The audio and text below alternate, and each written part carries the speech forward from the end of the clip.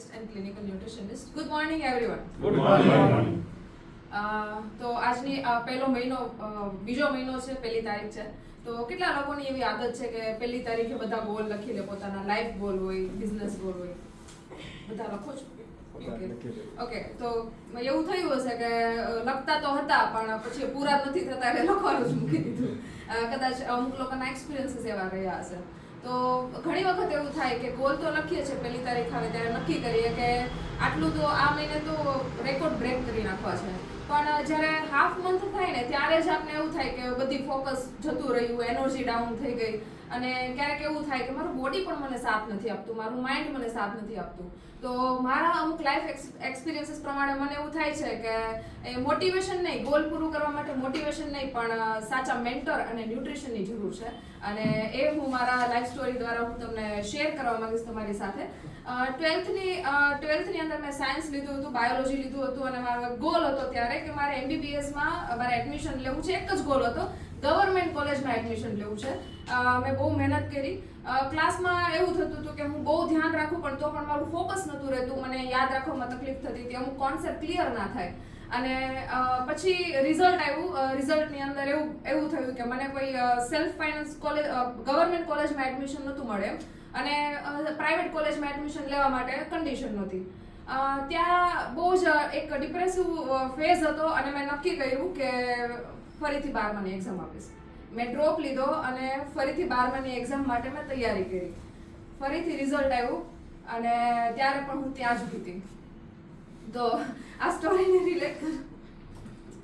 Okay,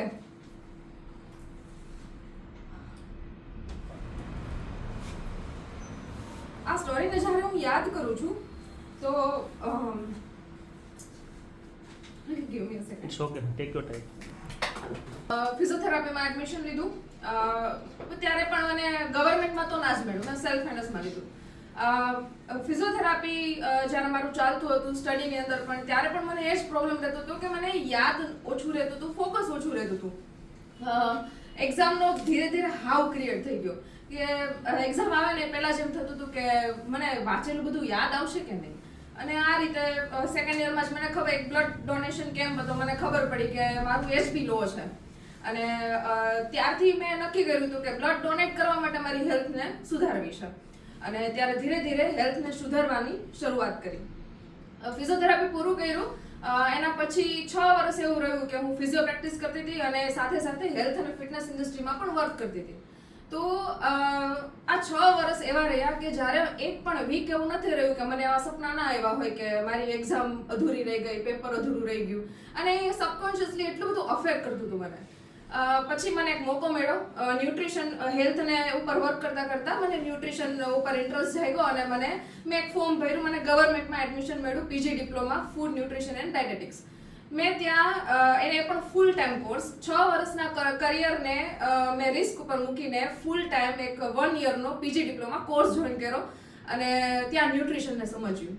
તો એ સમજતા જે મને મારી જે લાઈફ હતી 11th-12thની કે ક્યાં મેં મિસિંગ કર્યું એ હું તમારી સાથે શેર કરીશ. એવા પોઈન્ટ્સ છે. તો ફર્સ્ટ છે HB લો. તો મારું જ્યારે હિમોગ્લોબિન લો હતું ને, તો એ મને ખબર પડી કે જ્યારે આપણું HB લો હોય છે ત્યારે બ્લડની અંદર આપણું આયન એબ્ઝોર્પ્શન, આયન હોતું ઓછું હોય છે, રાઈટ. અને મને ચા પીવાની જંગી આદત હતી. હું વારંવાર મારું ફોકસ ઓછું હોય એટલે હું ચા પીવું અને રીડિંગ કરવા બેસું. ચાને લીધે એ આયનનું એબ્ઝોર્પ્શન ઓછું થાય. એક સાયકલ સમજજો, આયનનું એબ્ઝોર્પ્શન ઓછું થાય એટલે ફરીથી બોડીની અંદર ઓક્સિજનની કમી થાય અને ઓક્સિજનની કમીના લીધે આપણું બ્રેઇન પ્રોપર ફોકસ ના રાખી શકે, યાદ શક્તિ ઓછી રહે, આપણે ડિસિપ્લિનમાં ના રહી શકીએ એવું કહી શકીએ. અને ફરીથી આપણે જ્યારે ફોકસ ઓછું લાગે એટલે ફરીથી ચા પીએ કે ચા પી લેશું, ક્વિક એનર્જી મળશે, થોડુંક વાંચી નાખશું. તો આ જ એક વિશિયસ સાયકલ કહેવાય એને. આ સાયકલ ફરતી રહી અને ત્યારે મને રિયલાઇઝ થયું કે પ્રોડક્ટિવિટી માટે HB નોર્મલ હોવું જરૂરી છે. તો તમારા બાળકને પણ જો કદાચ આવા તકલીફ થતી હોય, યાદ ઓછું રહેતું હોય, ફોકસ ઓછું રહેતું હોય, તો તમે એનું HB ચેક કરાવી શકો છો. ઘણી વખત આયન ડેફિશિયન્સીના લીધે પણ બાળક ભણવામાં હોશિયાર તો હોય છે પણ એ ફોકસ નથી આપી શકતા. Number 2, vitamin B12. તો મને ખબર હતી કે B12 પણ ઓછું જ હતું, કેમ કે B12 જેનું કામ છે આપણા મગજના સેલ્સ છે એને હેલ્ધી રાખવાનું. અને આ જે સેલ્સ છે એ આપણે હેલ્પ કરે છે આપણું અટેન્શન, આપણું મેમરી અને એલર્ટનેસ. તો બહુ જ જરૂરી છે. તમને ખબર પડી હશે કે પ્રોડક્ટિવિટી અધૂરી છે અટેન્શન, અલર્ટનેસ અને મેમરી વગર. તો B12 નો બહુ મોટો રોલ છે. સાથે B12 રેડ બ્લડ સેલ્સને નું પ્રોડક્શનમાં હેલ્પ કરે છે. અને આ જ red blood cells again oxygen અને એનર્જીને સપ્લાય કરે છે. તો અગેન B12 ઓછું હશે તો HB પણ ઓછું થશે અને અગેન એ પ્રોડક્ટિવિટી ઓછી કરશે. સો B12 ને જરૂરથી તમે ચેક કરી શકો. Number 3 vitamin D3. આ એક એવું વિટામિન છે કે જે ન્યુરો ટ્રાન્સમીટર તરીકે કામ કરે છે. એટલે કે બે સેલ વચ્ચે, ન્યુરો સેલ વચ્ચે સંદેશાવાહકનું કામ કરે છે. બીજી વસ્તુ કે એ ડોપામાઇન અને સેરોટોનિન જે હેપી હોર્મોન્સ છે જેનું પ્રોડક્શન કરે છે.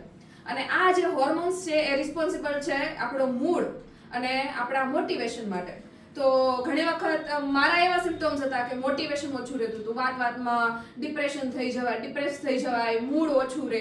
અને મને આ બધા વિટામિન્સને સમજીને ખબર પડી કે ઓકે, પ્રોબ્લેમ વિટામિન ડી ની હતી. તો એવું કહી શકાય. હા, તમે ક્યારેક એવું તમે ઓબ્ઝર્વ કર્યું હશે કે જ્યારે આપણે ખુશ હોઈએ ને ત્યારે આપણે બધા જ ટાસ્ક બહુ સરસ પૂરા કરી નાખીએ. અને જ્યારે આપણે જ્યારે સ્ટ્રેસમાં હોઈએ ત્યારે આપણે ગમતું કામ પણ આપણે પ્રેશર લાગે છે. Right. So check your vitamin D. Number 4 constipation. મને એ ટાઈમે સિવિયર કોન્સ્ટિપેશન થતું હતું. તમને એવું લાગતું હશે કે કોન્સ્ટિપેશન અને પ્રોડક્ટિવિટીને કેટલા ટકા? તો એ ટકા હું તમને સમજાવું. ફરીથી હું આ એક વિશિયસ સાયકલ સમજજો. કોન્સ્ટિપેશન હોય એટલે આંતરડા ક્લીન ના થાય. આંતરડા ક્લીન ના થાય એટલે આપણે જે જમીએ છીએ એમાંથી વિટામિન એબ્ઝોર્બ ના થાય. એટલે બોડીની અંદર જે વિટામિન ઓછા હોય અને એના લીધે આપણું ફોકસ ઓછું થાય. અને ફોકસ ઓછું થાય એટલે ફરીથી આપણે એમ થાય કે બે ચા અને કોફી ને લઈ લઈએ, કેફીન વસ્તુ, શુગર લઈ લઈએ.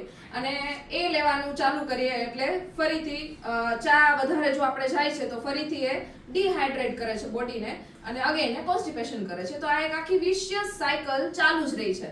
તો 90% આપણી જે સેરોટોનિન છે ને, હેપી હોર્મોન, એ ગટના આંતરડામાં બને છે, આપણા આંતરડામાં બને છે.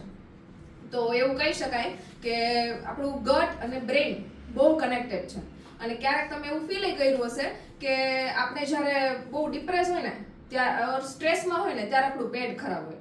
અને પેટ ખરાબ હોય ને ત્યારે આપણે કંઈ મજા જ ના આવે. તો આ ગટ બ્રેઇન કનેક્ટિવિટી છે, આને પણ સમજવી જોઈએ. એટલે કે એવું કહી શકાય છે, એટલે એવું સાબિત થાય છે કે પેટ સાફ હોય તો પ્રોડક્ટિવિટી બેટર બને. દેન છે હાઇડ્રેશન. મારો એ ટાઈમનો પ્રોબ્લેમ હતો કે વોશરૂમ જવું પડે ને, ફૂલ ટાઈમની સ્કૂલ હતી, વોશરૂમ જવું પડે ને એટલે હું પાણી જ ના પીતી આખો દિવસ. અને એવું કહેવાય કે હાઇડ્રેશન જો 2% પણ ઓછું થાય છે તો આપણી એનર્જી અને મૂડને અફેક્ટ કરે છે. અને અગેન પાણી ઓછું હોય એટલે કોન્સ્ટિપેશન રહેવાનું છે અને પાછળથી બધી જ સાયકલ ચાલુ થઈ જાય છે. આપણે પાછળ ડિસ્કસ કરી.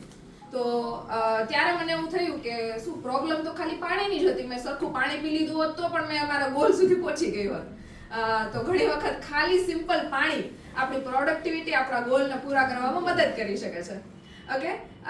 ધેન છે પ્રોટીન. પ્રોટીનની પણ ઉણપ હતી. કેમ કે પ્રોટીન છે ને એ આપણા બ્રેઇનનું ફ્યુલ છે. અને જ્યારે આપણું બોડીમાં પ્રોપર પ્રોટીન હોય છે ત્યારે મસલ્સનો સ્ટેમિના, એટલે આપણા બોડીનો સ્ટેમિના સારો રહે છે, બોડીમાં થાક ઓછો લાગે છે અને આપણને મેન્ટલી એનર્જી ફીલ થાય છે અને કામ આપણું સારી રીતે પૂરું કરી શકીએ છીએ. તો આપણા પ્રોટીનની ઉણપને પણ પૂરી કરવી જોઈએ. દેન છે શુગર. તો ઘણીવાર આપણને એવું થાય વિટામિન્સ તો આ બધા ઓછા છે અને એના લીધે આપણને ડીફોકસ લાગે છે, કામમાં ધ્યાન નથી રહેતું અને આપણને એમ થાય છે કે કંઈક કિક જોઈએ છે, ક્વિક એનર્જી જોઈએ છે. એટલે આપણે ક્રેવિંગ્સથી ચોકલેટ્સ અને સ્વીટ્સ ખાઈએ છીએ. અને એ ટાઈમમાં પણ મારી હેબિટ હતી કે મને બહુ જ સ્વીટ, મને એમ જ થતું કે હું જલ્દી કંઈક સ્વીટ ખાઈ લઉં, મને એનર્જી મળે ને આટલું વાંચી નાખું એમ. તો આ પણ એક એ આદત હતી જે મેં જોઈ કે પ્રોડક્ટિવિટીને એ ડિસ્ટ્રોય કરે છે. તો શુગરના લીધે આપણું બ્રેઇનમાં ને આખા બોડીની અંદર ઇન્ફ્લામેશન વધે છે અને એ પણ આપણા પ્રોડક્ટિવિટીને ડેમેજ કરે છે. So watch your sugar intake. Then sleep, જેના વિશે તો વાત થઈ જ છે. તો હું શોર્ટમાં એક લાઈન કહીશ કે જો બોડીને રેસ્ટ નહીં મળે ને તો કોઈ પણ પ્રકારનું ફૂડ પણ કામ નહીં કરે. ઓકે સો આપણી સ્લીપ પણ ઇમ્પોર્ટન્ટ હોવી જોઈએ. અને મારા એ ટાઈમની એવી આદત હતી કે રાતે 4 કલાક આખી રાત જાગીને વાંચવું અને સવારે ક્લાસની અંદર પછી ફોકસ ના રહે. અને એ મેં વસ્તુ ઓબ્ઝર્વ કરી કે જો મેં રાતે પ્રોપર ઊંઘ કરી લીધી હોત અને સવારે ખાલી 1 કલાક જાગીને વાંચી લીધું હોત તો 4 કલાકનું વાંચવાનું 1 કલાકમાં પૂરું કરી શકત. અને બસ છેલ્લે એવું કહી શકું કે આ બધા જ પોઈન્ટને આપણે જો આવરી લઈએ તો એડલ્ટ છે, તમારા ઘરમાં બાળકો પણ હશે અને કદાચ તમને પણ કદાચ આવી તકલીફો ક્યાંક ને ક્યાંક તમે અનુભવી હશે.